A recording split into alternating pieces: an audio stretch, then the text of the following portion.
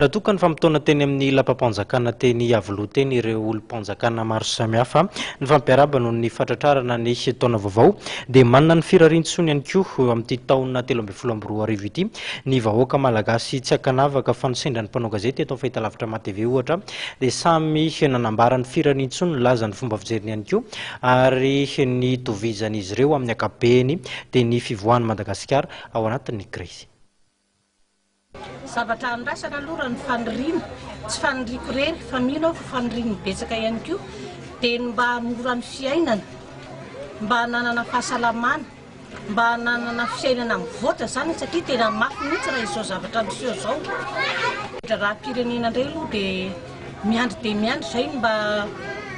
hoe fanovanatra amin'izay nefa tsy misy ny fanovanaka dia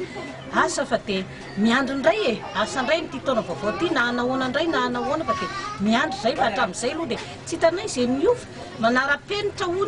manara-penitra ozy ny sasany kanefa jereo le hoe manara-penitra concerné amin'ny vahoaka ray manontolo ve zany zavatra manara-penitra zany ohatra fotsiny zao le hoe hôpitaly eny Andotapenaka dia raisitsika akaiky dia akaiky moa ve takatry ny rehetrarehetra gratuit ve le eny ohatra koa zao hoe le terrain zay tsy mialona zay fahasoavana ho an'ny firenena zany fa tsy mahasahana ny vahoaka ray manontolo hoe mampiadana ny vahoaka na manatsara n'le fari-piainan'ny vahoaka tsy mbola ho mihitsy zany. Ohatra zany koa ny eny Antsonjombe olona firy alina sy firy hetsy ny mahafianao an'io raha anao fampisehoana ary zao an'ny artiste aloha zany fa hidirako kely varavety zay le hoe manara-penitra. Narary ny zanako teny amin'ny hôpitaly raha mahita ny farafareny nareo ny tapombava mihitsy nareo maninona toko raha ireny aloha mba atao manara-penitra e.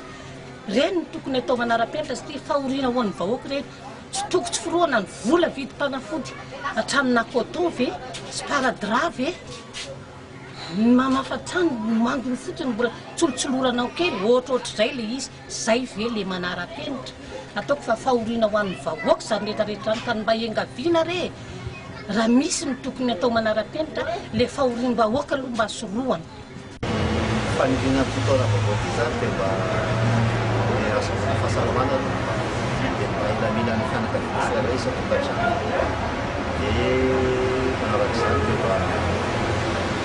ilama amin'izay Madagasikara zay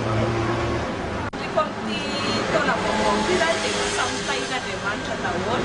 dia inga dia mba hifarana ny crise ho azy tsy miasa dia mahita asa zay.